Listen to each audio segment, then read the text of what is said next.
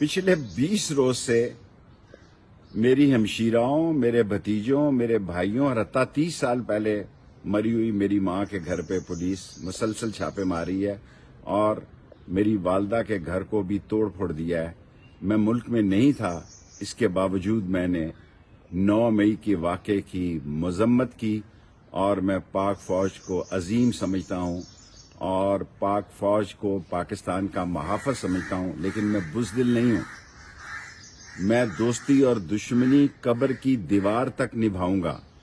3 आदमियों को एंगेज किया गया है मुझे ख़त्म करने के लिए। मैं कौम को बताना चाहता हूँ कि मैं अपने दिफा का हक रखता हूँ और मैंने पाकिस्तान की हकीकी हुकूमत के ज़िम्मेदारान को लिख दिया है कि ज़्यादती की एक हद होती है और ये ज़्यादती इंतकाम की उस जगह मौजूदा पीडीएम के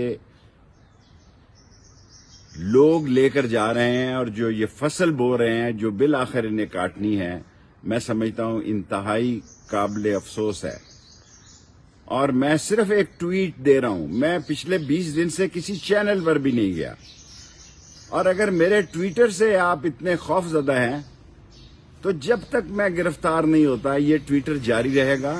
और मैं सारी कौम को बताना चाहता हूं जो लोग पार्टी छोड़कर जा रहे हैं उनकी मजबूरी हो सकती है, वो कमजोर हो सकते हैं, उनके केसेस हो सकते हैं, वो दबाव बर्दाश्त नहीं कर सकते, वो ससुराल जेल काट नहीं सकते, लेकिन मैं इस बात पे खत्म करना चाहता हूं कि मौत मेरी महबूबा है, हथकड़ी मेरा जेवर है, जेल मेरा ससुराल है और जब तक इमरान खान